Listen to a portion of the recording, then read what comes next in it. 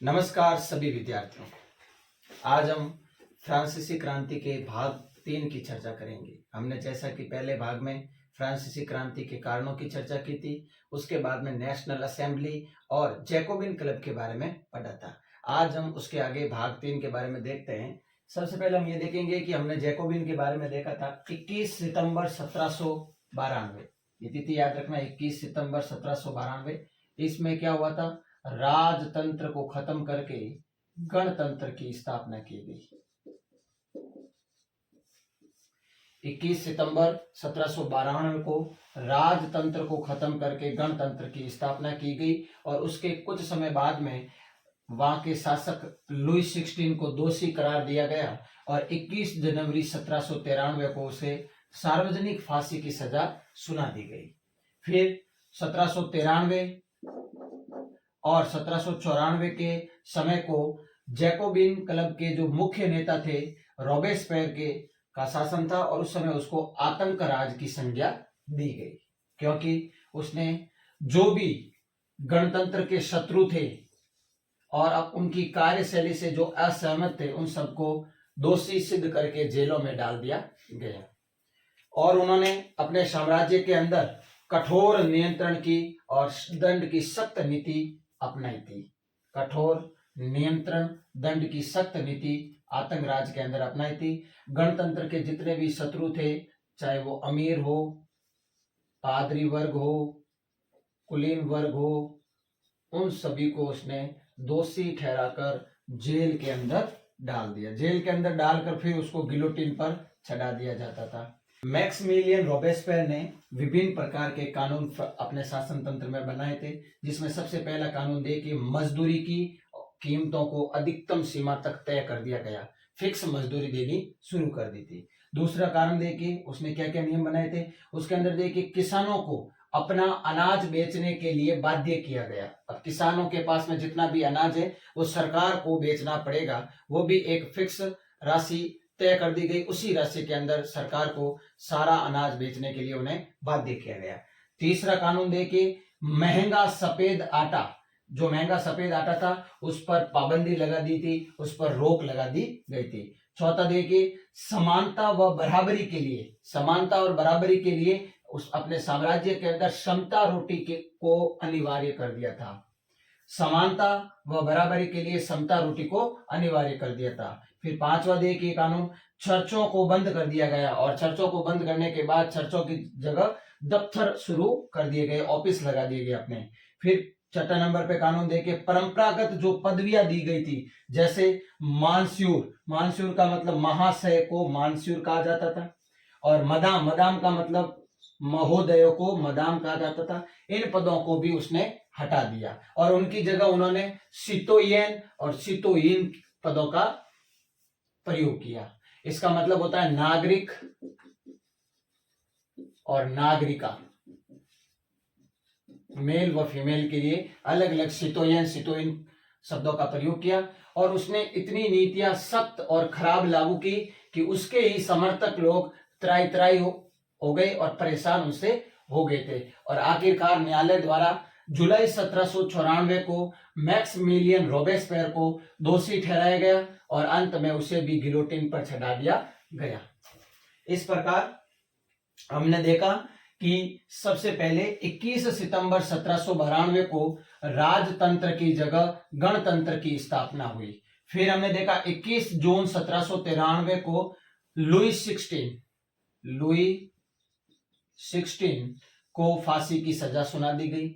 फिर हमने देखा 1793 और 94 के समय को आतंक राज कहा जाता था और उस समय मैक्सिमिलियन रॉबेस्पियर का शासन था। वह जैकोबिन क्लब का मुख्य, जैकोबिन क्लब का नेता था, मुख्य नेता था और फिर उसने नए नए कानून लगाए, नियंत्रण और दंड की सख्त नीति अपने साम्राज्य में लगाई। जो भी गणतंत्र के शत्रु थे, जिनको गणतंत्र अच्छा नहीं लगता था, जो राजतंत्र के हिमायती थे, अमीर, पादरी लोग, कुलीन वर्ग, अभिजात वर्ग, उन सबको उसने दोषी ठहराकर जेलों में कैद कर दिया और वो व्यक्ति जो इसकी कार्यशैली, मैक्सिमिलियन रॉबेस्पियर की कार्यशैली से असहमत था, उनको भी दोषी ठहराया गया और उन्हें आखिरकार गिलोटिन पर चढ़ा दिया गया। फिर उन्होंने नए नए कानून बनाए, जिसके अंदर आपने देखा था 6 प्रकार के कानून है। सबसे पहले मजदूरी व कीमतों की अधिकतम सीमा तय की गई, फिर किसानों को अपना अनाज बेचने के लिए बाध्य किया गया, फिर महंगा सफेद आटे पर रोक लगा दी गई, समानता व बराबरी के लिए समता रोटी को अनिवार्य कर दिया गया, और चर्चों को बंद करके बैरक व दफ्तरों को स्थापित किया गया, और फिर आखिर परंपरागत पद मॉन्स्यूर व मदाम के स्थान पर सिटोयेन और सिटोइन पदों का प्रयोग किया गया। और इसकी नीतियों के कारण इसके समर्थन भी इसके विरुद्ध हो गए थे, और आखिरकार न्यायालय द्वारा 1794 में इसको दोषी ठहराया गया और इसको भी फांसी की सजा सुना दी गई थी। फिर देखते हैं जैकोबिन सरकार का पतन हो गया। मैक्सिमिलियन रोबेस्पियर को फांसी की सजा सुना दी गई है न्यायालय के द्वारा, और उसके बाद में जैकोबिन सरकार का पतन होने के बाद वहां पर जो सरकार बनी थी वो मध्य वर्ग के लोगों के, मध्य वर्ग के अमीर लोगों की सरकार बनी थी, अमीर लोगों की सरकार बनी थी। फिर वहां पर जो संविधान तैयार किया गया, उस संविधान के अंदर 2 विधान परिषदों का प्रावधान किया गया, और उन 2 विधानसभा के प्रावधानों के अंदर का एक सिस्टम बनाया गया, क्योंकि इससे पहले रोबेस्पियर ने कार्यपालिका को अपने हाथ में ले लिया था और सारी शक्तियां उसके हाथ में थी। तो एक व्यक्ति केंद्रित कार्यपालिका शक्ति से बचने के लिए उन्होंने 5 सदस्यीय कार्यपालिका का निर्माण किया। ऐसी कार्यपालिका बनाई जिसके अंदर 5 सदस्य हो, अपना अलग अलग मत देकर यदि किसी भी काम को, किसी भी कानून को बनाएंगे तो बेहतर रहेगा। इसलिए 5 सदस्यीय की टीम कार्यपालिका के अंदर बनाई गई, जिसे डायरेक्टरी कहा गया। जिसे क्या गया? डायरेक्टरी कहा गया। तो ऐसे हम मान सकते हैं कि अब आमतौर पर डायरेक्टरी का शासन था, लेकिन फिर भी इन डायरेक्टरी और इन विधान परिषदों के साथ में अनबन होती रहती थी किसी भी बात को लेकर, और ज्यादा लंबे समय तक ये डायरेक्टरी न चल पाई।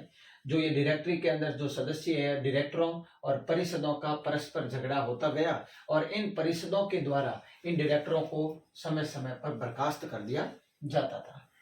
फिर राजनीतिक जो अस्थिरता चल रही थी फ्रांस के शासन में, इन राजनीतिक अस्थिरता के कारण ही नेपोलियन बोनापार्ट, जो सैनिक में ब्रिगेडियर कमांडर था, वो नेपोलियन बोनापार्ट के उदय का मार्ग खुल गया था, उदय का मार्ग प्रशस्त हो गया। 1804 के अंदर नेपोलियन बोनापार्ट ने स्वयं को फ्रांस का सम्राट घोषित कर देता है। फिर उसने पड़ोसी देशों के साथ मित्रता की और विजय की यात्रा पर निकल पड़ा। जितने भी अपने शत्रु राष्ट्र थे उन सब से हाथ मिलाया और उनसे दोस्ती का हाथ बढ़ाया। फिर पुराने राजवंश जितने भी थे, पुराने राजवंशों को खत्म किया और नए साम्राज्य की स्थापना की, और उन नए साम्राज्यों के ऊपर अपने ही परिवार के लोगों को बैठा दिया। नए साम्राज्य का निर्माण किया गया। फिर फ्रांस की शांति एवं विकास के लिए, फ्रांस की शांति के लिए, विकास के लिए नेपोलियन बोनापार्ट ने खूब कार्य किया। निजी संपत्ति की सुरक्षा के लिए उन्होंने कई प्रकार के कानून भी बनाए। अब निजी संपत्ति, कितनी भी संपत्ति आप निजी व्यक्तिगत रख सकते हैं, उसके लिए भी नेपोलियन बोनापार्ट ने विभिन्न प्रकार के कानूनों का निर्माण किया। यूरोप की आधुनिकीकरण का अग्रदूत में नेपोलियन बोनापार्ट को कहा जा सकता है। नेपोलियन बोनापार्ट कहता है कि यूरोप की जो आधुनिकीकरण है उसका अग्रदूत यदि किसी को माना जाए तो वह है नेपोलियन बोनापार्ट। और उसने दशमलव पद्धति पर आधारित माप तोल की समान प्रणाली को विकसित भी किया। माप तोल की समान प्रणाली को भी उसने विकसित किया, और ऐसा उसको श्रेय दिया जाता है, क्योंकि जब नेपोलियन बोनापार्ट 1804 के अंदर अपने आप को शासक घोषित करता है, तब लोगों को लगता है कि ये एक मुक्तिदाता की तरह है, जो फ्रांस को सभी कुरीतियों, सभी समस्याओं को समाधान करने के लिए सम्राट बनाए। लेकिन धीरे धीरे उनके सैनिकों के द्वारा जो अत्याचार किया जाता था, और सैनिकों को लोगों ने हमलावर समझने लगे, और 1815 के अंदर वाटरलू का युद्ध हुआ, और वाटरलू के युद्ध के अंदर मित्र राष्ट्रों के द्वारा नेपोलियन बोनापार्ट को कैद कर दिया जाता है, और उसे किसी टापू पर ले जाकर जेल में कैद कर दिया जाता है, और अंतोतगत्वा 1821 में नेपोलियन बोनापार्ट की मृत्यु हो जाती है। 52 वर्ष की उम्र में नेपोलियन बोनापार्ट की मृत्यु हो जाती है, और वाटरलू का युद्ध 18 जून 1815 के अंदर होता है, जिसके अंदर इसकी हार हो जाती है। वापस देखिए एक बार, जैकोबिन सरकार का पतन हो गया था। जैकोबिन सरकार के पतन के बाद में मध्य वर्ग की, अमीर लोगों की सरकार बनती है। उन्होंने जो संविधान तैयार किया, उस संविधान के अंदर 2 विधान परिषदों का प्रावधान है, और विधान परिषदों का प्रावधान के अंदर कार्यपालिका के 5 सदस्य बनाए गए, क्योंकि एक व्यक्ति केंद्रित कार्यपालिका शक्ति से बचने के लिए इस प्रकार का सिस्टम बनाया गया।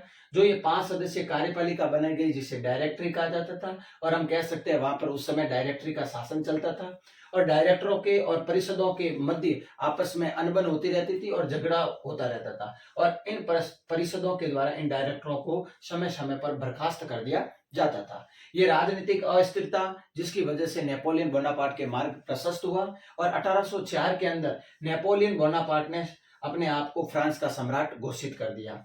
फिर पड़ोसी देशों की विजय यात्रा की उसने, और पड़ोसी राष्ट्रों के साथ में अच्छे संबंध स्थापित किए। पुराने राजवंशों को फ्रांस में से हटाया और नए साम्राज्य का निर्माण किया, और नए साम्राज्यों के अंदर अपने खानदान के लोगों को वहां पर बिठाया।